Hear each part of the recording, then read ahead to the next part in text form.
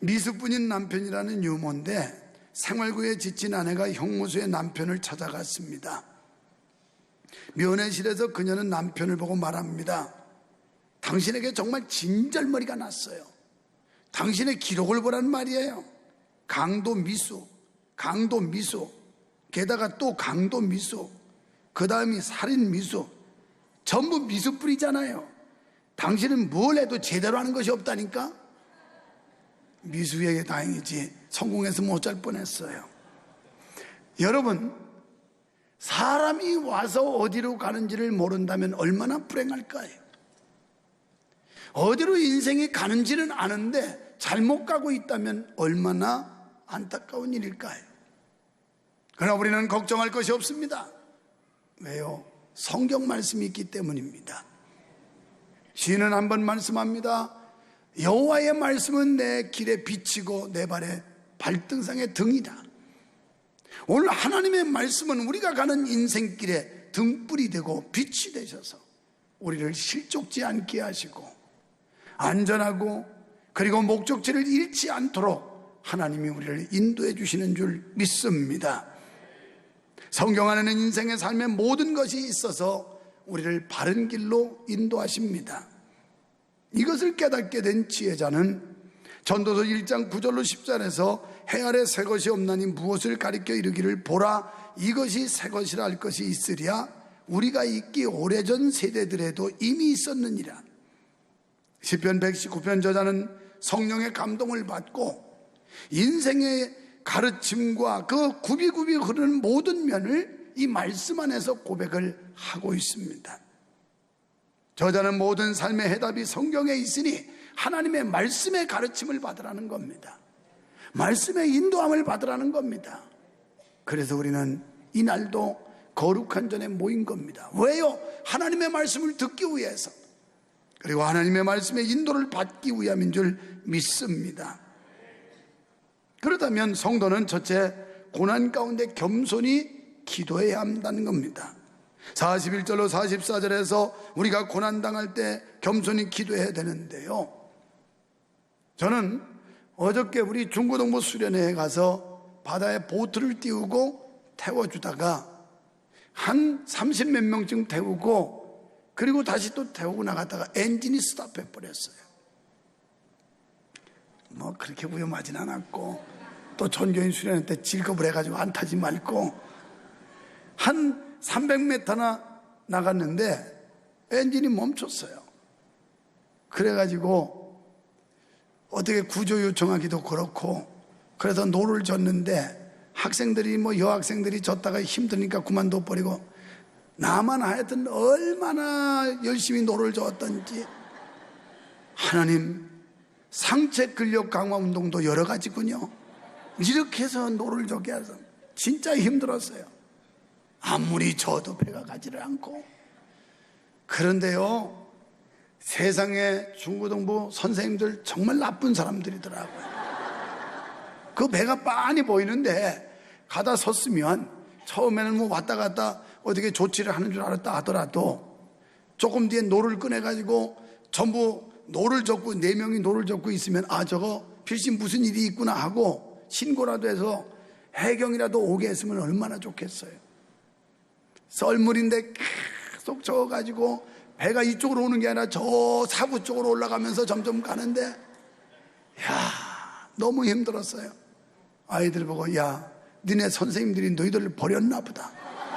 우리가 지금 돌아가지를 못하는데 저 친구들은 자기들끼리 놀고 거들떠 보지도 않으니.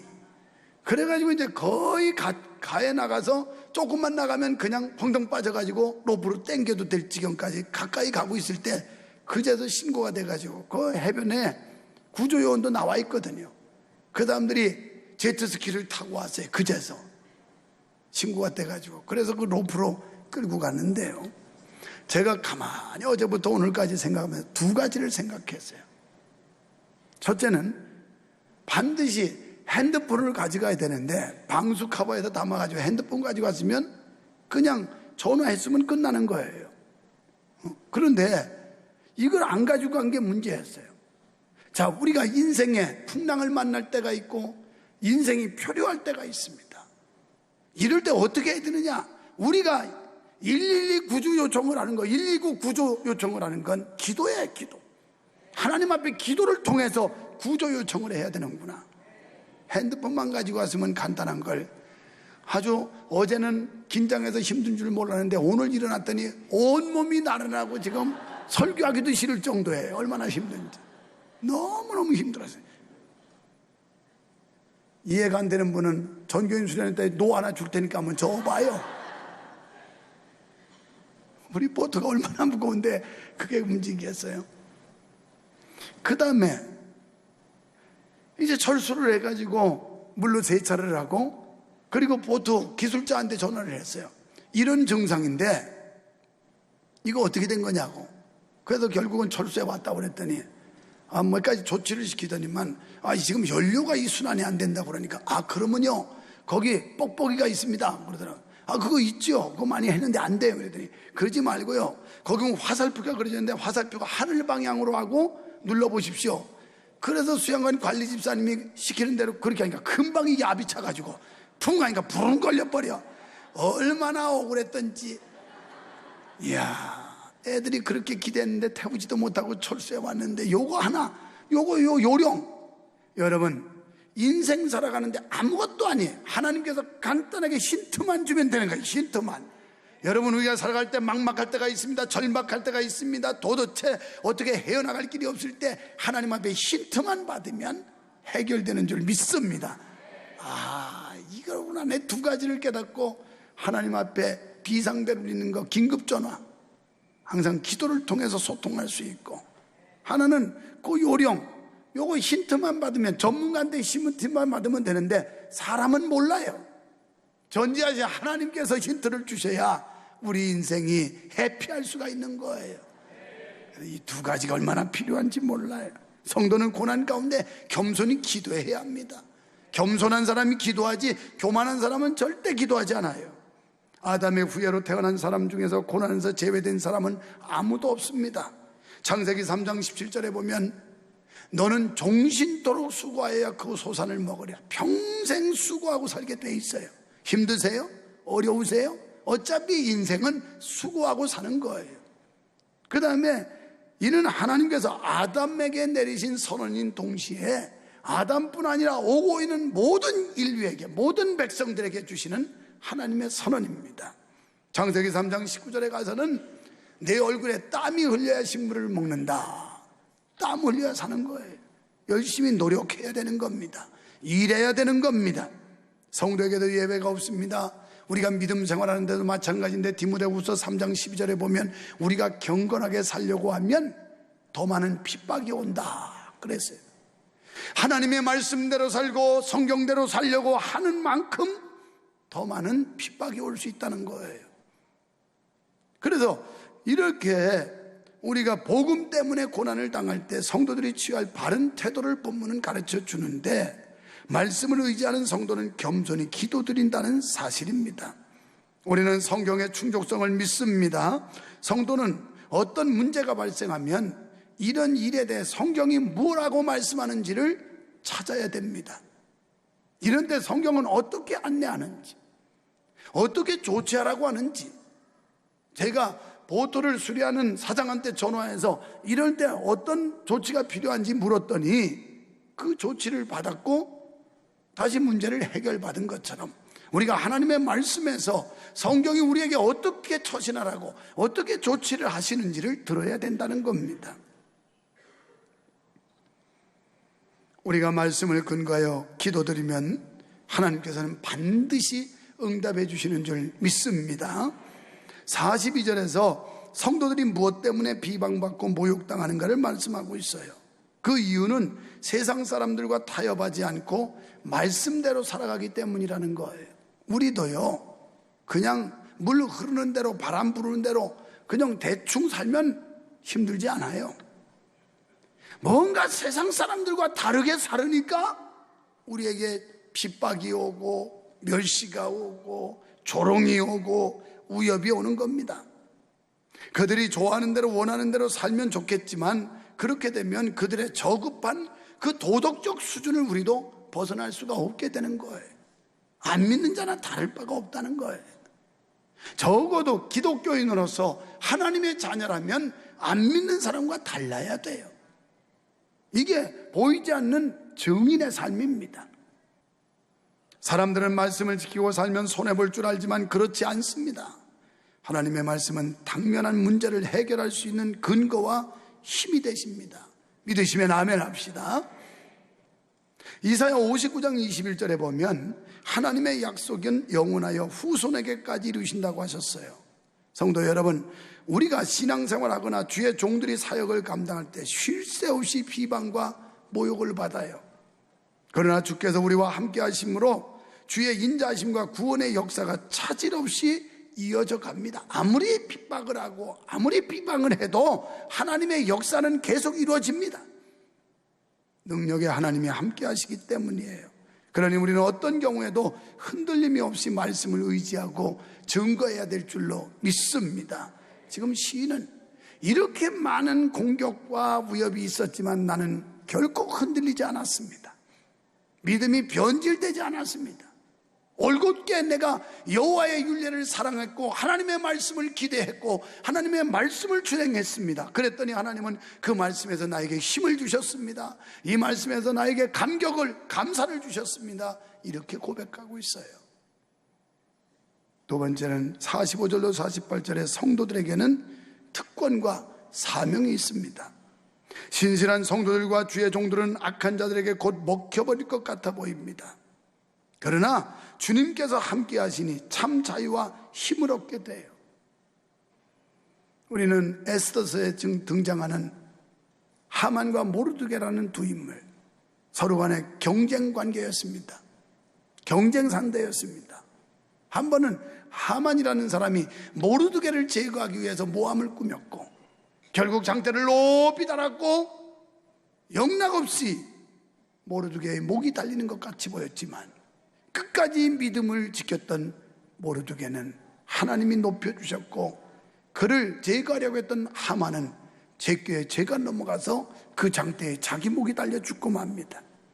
여러분, 우리가 믿는 하나님은 살아계신 하나님이에요. 그 하나님이 우리와 함께 하시기만 하면 우리는 반드시 승리하게 되는 줄 믿습니다. 우리가 성경을 듣고 믿고 지킬 수 있으면 특권이에요. 하나님의 법을 의무로만 보고 말씀을 떠나 살면 그것이 구속으로 보이고 말씀 때문에 우리가 고난을 당하는 것처럼 느껴질 겁니다. 그러나 말씀을 은혜로 받아들이면 영혼의 갈등이 없어져요. 마음과 정신의 무한한 자유를 얻게 돼요. 요한복음 8장 32절에 진리를 알지니 진리가 너희를 자유케 하리라. 요한복음 14장 6절에 내가 곧 길이요 진리다.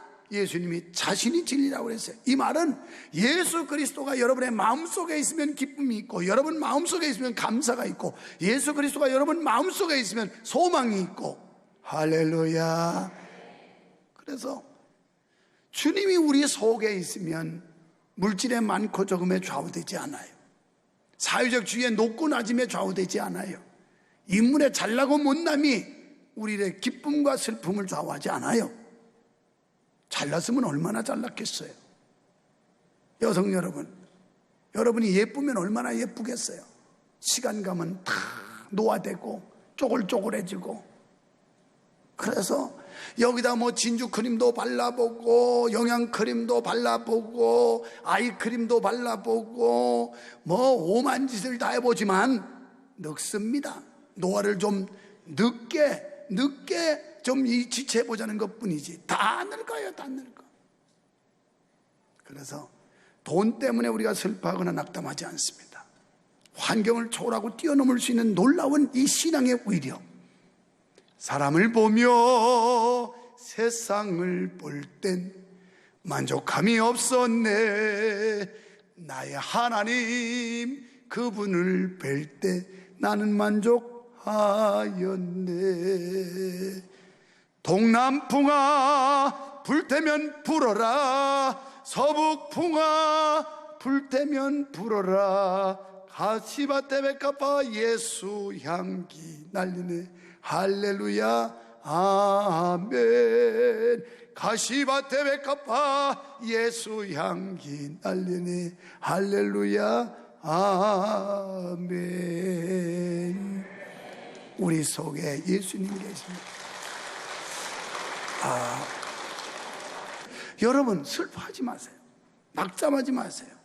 돈이 없다는 것 때문에, 나보다 가난하다는 것 때문에. 어떤 성도님들은 자기 집이 그냥 원룸 투룸이라는 것 때문에 신방을 거부하는 분들이 더러 있다고 그래요. 그래서 자존심이 있어서 자기 노출이 싫다는 건데, 여러분 그럴수록 신방받아야 되는 거예요. 그럴수록. 사르발 과부 집에 그거 한 끼니밖에 안 남은 과로 한 옹금 있는데 그 집 가서 그걸 다 뺏어 먹잖아요. 하나님의 종이. 그러고 축복을 빌어줬는데 3년 6개월 동안 가루 딴지에 가루가 마르지 않고 기름 딴지에 기름이 마르지 않고 수지 맞았어요. 그런 거 가지고 기죽지 마세요. 어차피 돈은 있다가도 없어지고, 뭐 고대광실 넓은 집에 살다가 쫄딱 망하면 하루아침에 거지 되는 게 인생인데 뭘 그렇게 그거 가지고 자존심 상해해요. 그냥 괜찮아요. 원룸이 못 돼요. 나도 왕년에 원룸에 살아봤어요. 원룸이면 그래도 땅 위에라도 있잖아. 나는 완전히 땅 속에도 살아봤어요. 폭 파묻힌데도. 그렇게 10년도 넘게 살아봐서 그래도 자존심 안 상했어. 여러분, 왜? 내 안에 예수가 계시면 되는 거예요. 예수님하고 같이 사시기를 바랍니다. 주님이 여러분과 함께 하심을 믿으시기 바랍니다. 그러면 그거, 세상 사람들은 그런 거 가지고 가치관을 두고 그거 가지고 판단을 하고 기준 두지만, 우리는 내 마음에 예수가 있으면 몸이 좀 불편해도 감사하고, 돈이 좀 모자라도 감사하고, 모자라면 뭐 덜 쓰면 되는 거지 가지고, 뭐 돈 없으면 안 먹으면 되는 거지 가지고, 지위가 좀 낮아도 감사하고, 그냥 그저 감사야, 감사야. 동남풍이 불던 서북풍이 불던 예수 안에 있는 우리는 가시밭에 백합화 냄새 피는 거야. 이게 그리스도인들의 삶인 거예요. 마치 다니엘 3장 16절에 다니엘의 친구들, 사도행전 4장 20절의 사도들처럼 말입니다. 한 번은 사도 바울이 아그리빠 왕하고 베스트 앞에서 전도를 해서 설교를 했어요. 그랬더니 아그리빠 왕이 뭐라고 그러냐면, 바울아, 너의 많은 학문이 너를 미치게 했구나. 그래요. 그랬더니 올소이다.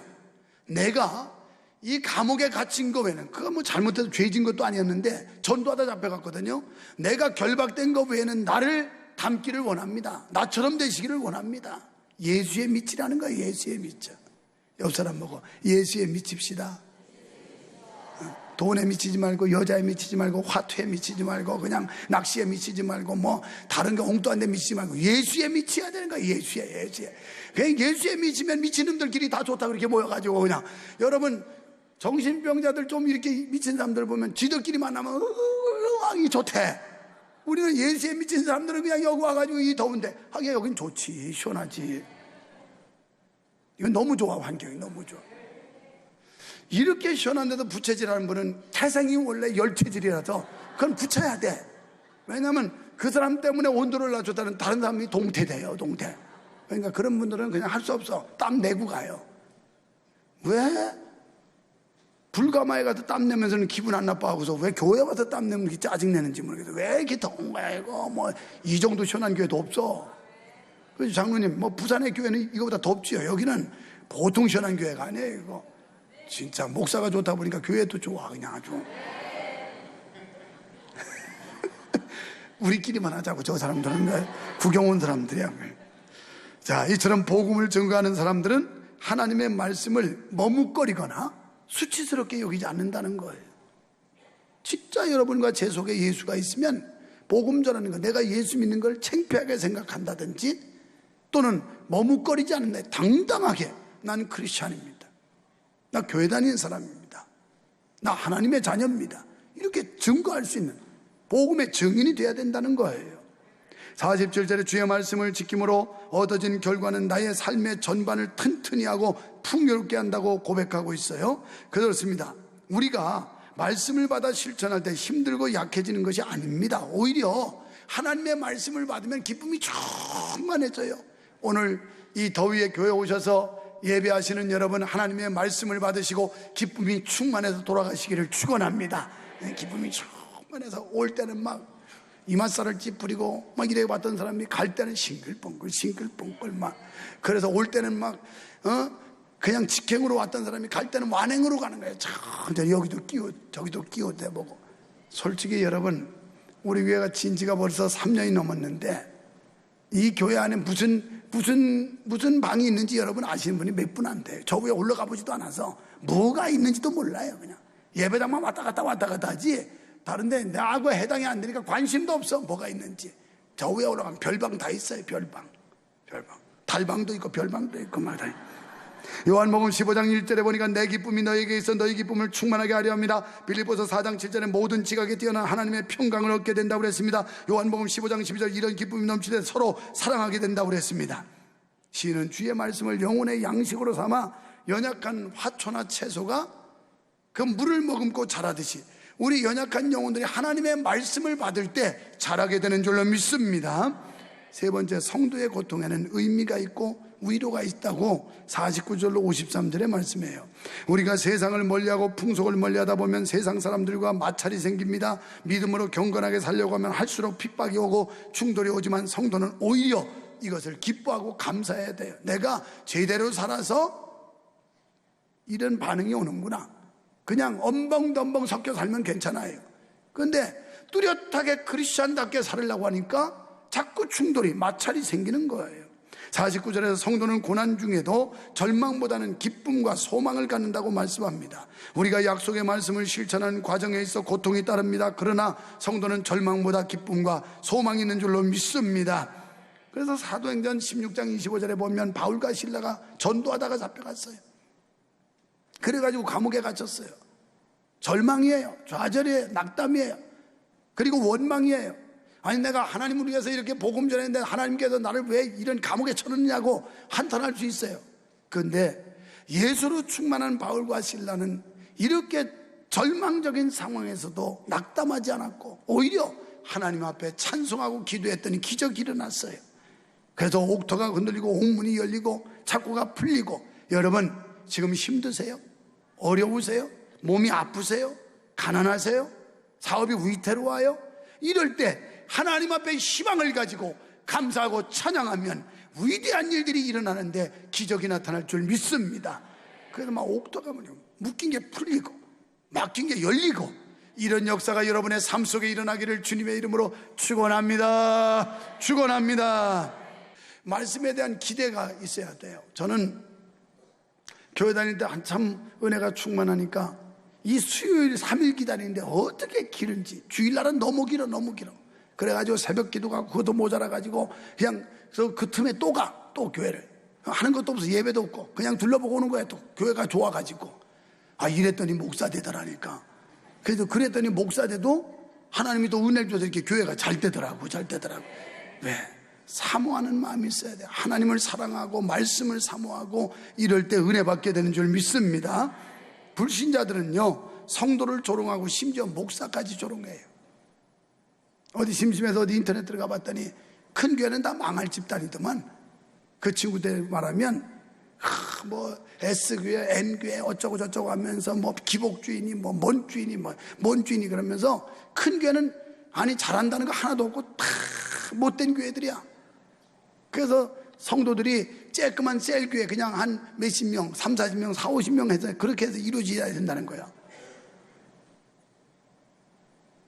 이건 교회를 무너뜨리는 안티들이 하는 수작이 있고 또 하나님의 교회를 방해하는 악한 영들이 하는 일이에요. 생명은 자라게 돼 있어요. 세포는 분열하게 돼 있어요. 교회가 생명이 있으면 부흥돼야 될 줄 믿습니다. 우리 교회는 계속 부흥돼야 돼. 할렐루야. 아멘이 신통치 않은 사람은 뒤에서 꼭 인터넷으로 그거 하는 사람들이 같아요. 다시 한번 물어볼래요. 교회는 계속 부흥돼야 되는 줄 믿습니다. 그렇구나. 다 동의했어요. 그렇습니다. 사람들의 조롱이 우리를 주의 법에서 떠나게 할 수는 없습니다. 주석가 매튜엘리는 이렇게 말했어요. 사람들이 우리를 비웃고 조롱한다 하여 움츠려서는 안 된다. 여러분 불신자들이 우리를 비웃고 조롱한다. 움츠러지지 말라는 거예요. 그 다음에 여행자들은 개들이 그를 향해 짖는다 해도 자기의 길을 간다. 여행자가 개가 멍멍 짖는다고 가던 길 멈추고 돌아섭니까? 자기 길을 간다는 거예요. 자신을 향해 괴로운 말을 해도 참을 수 있는 자들은 그리스도를 위해 참을 수 있다. 매튜엘리의 말이에요. 그렇습니다. 우리는 어떤 비난과 협박, 핍박이 있다 하더라도 흔들림이 없는 믿음. 지금요 여기 56절에서 뭐라고 그러냐면 시인은 나의 소사는 주의 율례를 지킨 것밖에 없습니다. 하나님 앞에 자랑스러운 것은 내가 마지막까지 흔들리지 않고 변하지 않고 하나님의 말씀을 지킨 것밖에 없습니다. 이게 내 소유입니다. 이렇게 얘기하고 있어요. 56절에서 내 소유가 그겁니다. 여러분, 어느 날인가 우리는 주님 앞에 설 날이 올 거예요. 주님, 제가 주님 믿으면서 많은 위협도 핍박도 고난도 있었지만 저는 흔들리지 않았습니다. 저는 하나님의 율례를 사랑했습니다. 하나님의 말씀을 부여잡았습니다. 그리고 하나님의 도우심으로 용기를 얻었고 오늘까지 이렇게 살아있을 수 있었습니다. 하나님의 은혜입니다라고 하나님께 영광의 보고를 드리는 저와 여러분 되기를 축원합니다. 여러 가지 어려움과 고난으로 힘들어할 때 하나님의 위로와 함께 하심을 믿으시고 끝까지 승리하시기를 축원합니다. 말씀에 길이 있는 줄로 믿습니다. 말씀에 답이 있는 줄로 믿습니다. 말씀에 능력이 있는 줄 믿습니다. 말씀에 위로가 있는 줄 믿습니다. 하나님의 말씀을 붙잡고 끝까지 승리하시기를 주님의 이름으로 축원합니다. 축원합니다.